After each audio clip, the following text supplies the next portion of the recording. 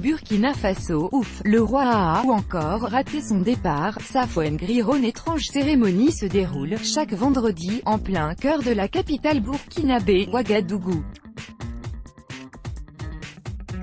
Ancestrale, la chorégraphie est également inédite, interdiction de filmer ni de prendre la moindre photo. Pourtant, le faux départ hebdomadaire du roi est plutôt une bonne nouvelle, la cour royale du Mogo Naba envoûte par son mystère.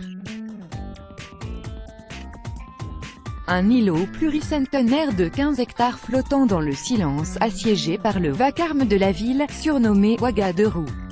Un petit groupe d'autochtones se trouve déjà sur les lieux, très tôt ce matin. Ils sont assis, par terre, à l'ombre d'un grand némier. Étienne est réparateur de climatiseurs. C'est également un sujet de Sa Majesté. Nous sommes des sujets du Mogo Naba. Assister à cette cérémonie est important pour tout Mossi, ethnie majoritaire au Burkina, NDLR, car ça fait partie de nos coutumes. C'est une tradition de nos ancêtres, qu'on observe depuis des siècles et qu'on ne peut pas abandonner. Bon, il y en a qui viennent chaque vendredi, d'autres qui viennent chaque mois, selon leurs engagements. Lorsque la cérémonie est finie, ils s'en vont vaquer à leurs occupations, dit Étienne, en fixant, à 200 mètres de lui, la monture martiale que venaient de sceller des serviteurs du roi, en uniforme bleu. Deux vieux motiers sont disposés à quelques mètres du cheval. Un vieux dignitaire, à la barbe blanche, surgit à bord d'une moto 150 cm3. Bientôt, il est rejoint par d'autres chefs traditionnels affluents en deux roues ou en voiture. Reconnaissables de loin à leurs boubous flottants et bariolés, les ministres du roi sont également coiffés de chapeaux de couleur orange, ornés de motifs en forme de losange et griffés d'une petite croix verte. Tous finiront par s'installer à l'intérieur d'une grande enceinte, délimitée d'un côté par des némiers décrivant un demi-cercle et de l'autre par la résidence du roi. Les sujets, comme les touristes, doivent se garder de fouler l'enceinte ainsi réservée aux dignitaires et même de prendre la moindre photo de l'événement. Lui, c'est le chef du tambour. Il est chargé de battre le tambour quand le roi s'apprête à partir. Il a un rang hiérarchique supérieur. Voyez comment d'autres enlèvent leur chapeau en venant le saluer, décrit Étienne, en montrant un vieux dignitaire muni d'une percussion traditionnelle, qui s'est installé sous une paillote à l'intérieur de l'aire protégée. Peu à peu, les différents chefs traditionnels prennent place, à l'intérieur de la grande cour, selon une disposition protocolaire bien rodée. Certains bordent la paillote, d'autres longent le mur du palais royal. Le plus grand nombre, une trentaine, s'agencent en ligne parallèle en plein centre de la cour, à une centaine de mètres tout au plus des yeux amusés ou détachés des spectateurs.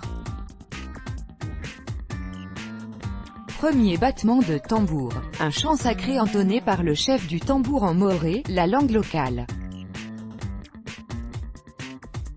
Des mouvements s'opèrent au sein des chefs traditionnels, qui avancent en différents groupes en direction du palais, avant de retrouver, chacun, sa position initiale. Un canon retentit, bruyamment.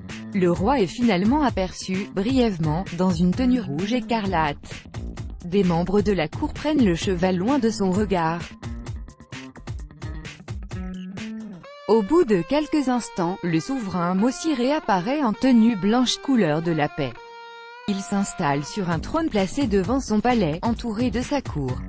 Les chants et tambours reprennent de plus belle. Un deuxième canon retentit. Quelques feuilles tombent. Mogo Naba se lève et s'en va retourner chez lui. Les sujets respirent. Les touristes, aussi, sans trop savoir pourquoi, sans surprise, le roi a finalement annulé sa sortie. Pour le bonheur du royaume Mossi, qui sera préservé de la guerre.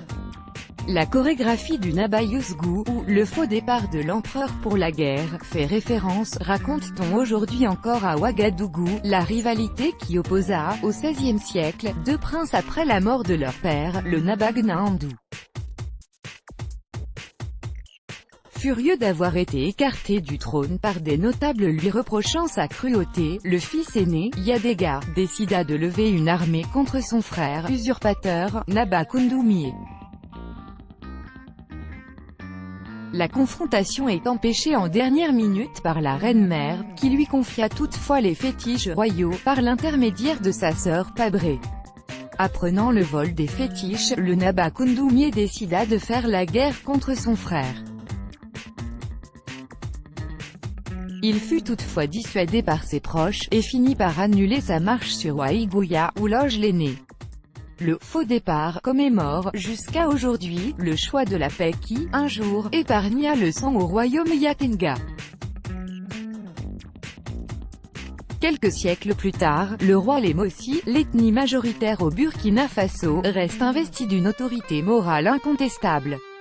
Il est souvent consulté pour toutes sortes de questions, aussi bien par les chefs traditionnels, que par tout sujet désirant le rencontrer après s'être dûment acquitté d'une demande d'audience auprès du secrétariat de Sa Majesté.